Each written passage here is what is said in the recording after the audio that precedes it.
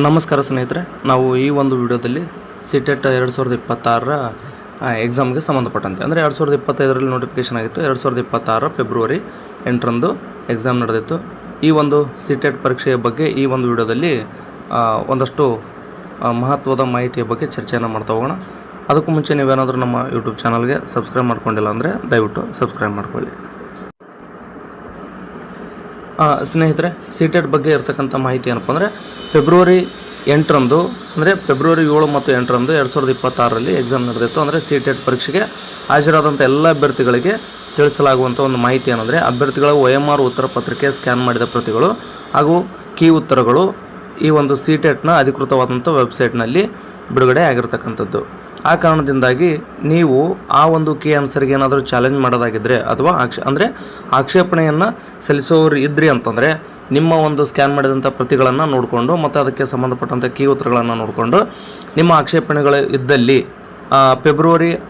March 12ರಿಂದ March 15ರವರೆಗೆ ಅಂದರೆ ಇವಾಗ March 14 ಇವತ್ತು ಮತ್ತು ನಾಳೆ ನಿಮಗೆ ಸಮಯ ಇದೆ. ಮಾರ್ಚ್ 15 ರಾತ್ರಿ 11:59ರವರೆಗೆ ಅಂದರೆ ಅಲ್ಲಿವರೆಗೂ ನಿಮಗೆ ಸಮಯ ಅವಕಾಶ ಇರತಕ್ಕಂಥದ್ದು. ನೀವೇನಾದರೂ ಚಾಲೆಂಜ್ ಮಾಡ್ತೀನಿ ಅಂದರೆ ಚಾಲೆಂಜ್ ಮಾಡ್ಬೋದು.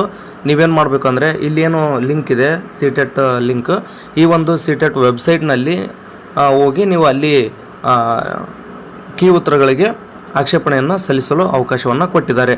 ಮತ್ತು ಇದಕ್ಕಾಗಿ ಮೇಲ್ಕಂಡು ವೆಬ್ಸೈಟ್ನಲ್ಲಿ ಇರತಕ್ಕಂಥ ಲಿಂಕ್ ಮೂಲಕ ನೀವೇನು ಮಾಡಬೇಕು, ನಾಳೆ ರಾತ್ರಿ 12 ಗಂಟೆ ಒಳಗಡೆ ನೀವು ಅರ್ಜಿಯನ್ನು ಸಲ್ಲಿಸಬೇಕಾಗುತ್ತೆ. ಮತ್ತು ನೋಡಿ, ಇನ್ನೊಂದು ವಿಚಾರ ಏನು ಅಂತಂತಂದರೆ ಒಂದು ಪ್ರಶ್ನೆಗೆ ನೀವು ಚಾಲೆಂಜ್ ಮಾಡಬೇಕಂದ್ರೆ ₹1,000 ಶುಲ್ಕವನ್ನು ಕಟ್ಟಬೇಕು. ಅದನ್ನು ನೀವು ಕ್ರೆಡಿಟ್ ಕಾರ್ಡ್ ಅಥವಾ ಡೆಬಿಟ್ ಕಾರ್ಡ್ ಮೂಲಕನೂ ಕೂಡ ಪಾವತಿಸ್ಬೋದು.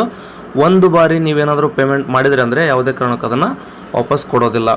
ಯಾಕೆ ಒಂದು ಪ್ರಶ್ನೆಗೆ 1,000 ಇಟ್ಟಿದ್ದಾರೆ ಅಂತಂದರೆ ನೋಡಿ, ಹಾಗೆ ಏನಾದರೂ ಕಡಿಮೆ ಇಟ್ಟಿದ್ರೆ 10, 20 ಅಥವಾ ₹50 ಇಟ್ಟಿದ್ರೆ ಸಾಕಷ್ಟು ಪ್ರಮಾಣದಲ್ಲಿ ಚಾಲೆಂಜ್ಗಳು ಹೋಗ್ತಾ ಇದ್ವು.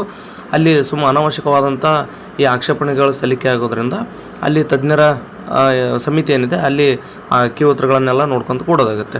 ಆ ಕಾರಣದಿಂದಾಗಿ ಅವ್ರು ಏನು ಮಾಡಿದರೆ ₹1,000 ಶುಲ್ಕವನ್ನು ಇಟ್ಟಿದ್ದಾರೆ. ನೀವು ಶುಲ್ಕ ಕಟ್ಟಿ ಆಕ್ಷೇಪಣೆಯನ್ನು ಸಲ್ಲಿಸ್ಬೋದು. ನಿಮ್ಮ ಆಕ್ಷೇಪಣೆ ಸರಿಯಾಗಿತ್ತು, ಅದಕ್ಕೆ ಒಂದು ಏನಾದರೂ ಉತ್ತರ ನಿಮ್ಮದೇ, ಈಗೇನು ನೀವು ಆಕ್ಷೇಪಣೆಯನ್ನು ಸಲ್ಲಿಸಿರ್ತೀರಿ ಆ ಉತ್ತರ ಸರಿಯಾಗಿತ್ತು, ಈ ಸಿಟೆಟ್ದವರು ಕೊಟ್ಟಂಥ ಕೀ ಆನ್ಸರ್ ತಪ್ಪಿತ್ತು ಅಂದಾಗ ನಿಮ್ಮ ₹1,000 ಏನಿದೆ ಅದನ್ನು ವಾಪಸ್ ಕೊಡ್ತಾರೆ ಅವರು.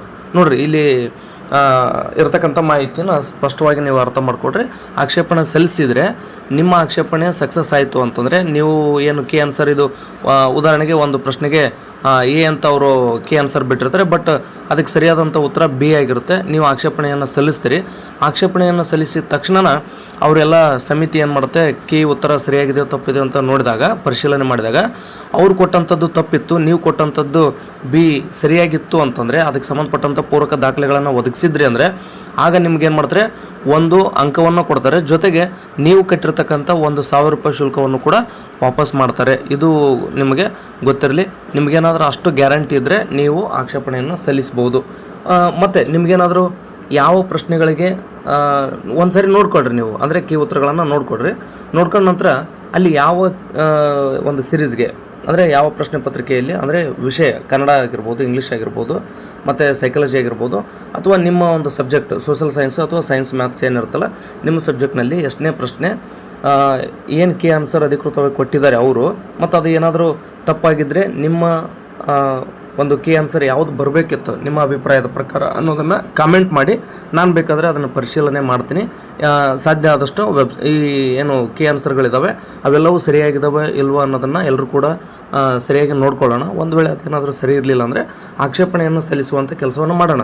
ನೀವು ಹೆಚ್ಚು ಕಾಮೆಂಟ್ ಮಾಡಿ. ಅಂದರೆ ನೀವು ಈಗ ಯಾವ ಡೌಟ್ ಇದೆ ಆ ಡೌಟ್ ಇರ್ತಕ್ಕಂಥ ಎಲ್ಲ ಕೀ ಆನ್ಸರ್ಗಳನ್ನು ಕಮೆಂಟ್ ಮಾಡಿ. ನಾನು ಒಂದು ಸಾರಿ ಪರಿಶೀಲನೆ ಮಾಡ್ತೀನಿ, ನೋಡಿಕೊಂಡು ಅದಕ್ಕೆ ಆಕ್ಷೇಪಣೆಯನ್ನು ಸಲ್ಲಿಸುವಂಥ ಕೆಲಸವನ್ನು ಬೇಕಾದರೆ ಎಲ್ಲರೂ ಸೇರಿ ಜೊತೆಗೆ ಮಾಡೋಣ. ಈಗ ಕೀ ಆನ್ಸರ್ ಬಂದಿದೆ, ಇನ್ನು ರಿಸಲ್ಟ್ ಲೇಟ್ ಏನಿಲ್ಲ. ನಿಮಗೆ ನಾನು ಭರವಸೆಯನ್ನು ಕೊಟ್ಟಿದ್ದೆ. ಅಂದರೆ ನಿನ್ನೆ ಮಾಡಿರ್ತಕ್ಕಂಥ ವಿಡಿಯೋಗಳಲ್ಲಿ ಅಥವಾ ಮೊನ್ನೆ ಮಾಡಿರ್ತಕ್ಕಂಥ ವಿಡಿಯೋಗಳಲ್ಲಿ ಸಿಟೆಟ್ ಬಗ್ಗೆ ಸ್ವಲ್ಪ ಹೇಳಿದ್ದೆ. ಏನಂದರೆ ಈ ಒಂದು ರಿಸಲ್ಟ್ ಮಾರ್ಚ್ ಒಳಗಡೆ ಬರುತ್ತೆ ಅಂತೇಳಿ. ಬಹುತೇಕ ಮಾರ್ಚ್ ಕೊನೆಯ ವಾರದಲ್ಲಿ ಸಿಟೆಟ್ನ ರಿಸಲ್ಟ್ ಬಂದೇ ಬರುತ್ತೆ, ಅದ್ರ ಬಗ್ಗೆ ಡೌಟೇ ಬೇಡ. ಆದಷ್ಟು ಅಭ್ಯರ್ಥಿಗಳು ಈ ಒಂದು ಸಿಟೆಟ್ನಲ್ಲಿ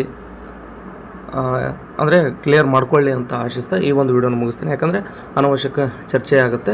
ಸೊ ಎಷ್ಟು ಜನರದು 90+ ಸ್ಕೋರ್ ಆಗುತ್ತೆ ದಯವಿಟ್ಟು ಕಮೆಂಟ್ ಮಾಡಿ. ಅಂದರೆ ಅಷ್ಟು ಜನ ನೀವೇನು ಮಾಡ್ತೀರಿ PST ಮತ್ತು GPTಗೆ ಎಲಿಜಿಬಲ್ ಆಗ್ತೀರಿ. ನಿಮಗೂ ಕೂಡ ಒಳ್ಳೆಯದಾಗಲಿ. ಮುಂದೆ PST ಮತ್ತು GPTಗೆ ಏನು ವೇಟ್ ಮಾಡ್ತಾಯಿದ್ರಿ ಅದಕ್ಕೆ ನೀವು ಅಂದರೆ ಸಿಲೆಬಸ್ ಪ್ರಕಾರ ಓದ್ತಾ ಹೋಗಿ. ಜೊತೆಗೆ ನಿಮ್ಮ ಸ್ಕೋರ್ಗಳನ್ನು ದಯವಿಟ್ಟು ಕಮೆಂಟ್ ಮಾಡಿ ಅಂತ ಹೇಳ್ತಾ ಈ ಒಂದು ವಿಡಿಯೋನಲ್ಲಿ ಮುಗಿಸ್ತಾ ಇದ್ದೀನಿ. ಧನ್ಯವಾದಗಳು.